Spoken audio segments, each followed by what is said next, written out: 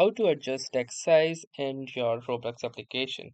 So hey guys, welcome to this tutorial. In this tutorial, I'll guide you through the exact steps on how you can adjust the text size of your Roblox application.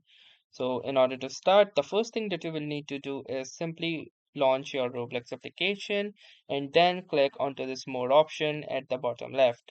Now once you do this, you will see the following interface, and from here you're going to click onto the settings option. Now within the settings, click onto this last option, that is device preferences.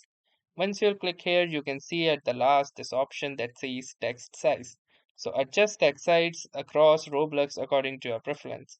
So currently this is the default text size. If you want to increase it, you can simply drag it towards the right, and now you can see that the text size is indeed increasing.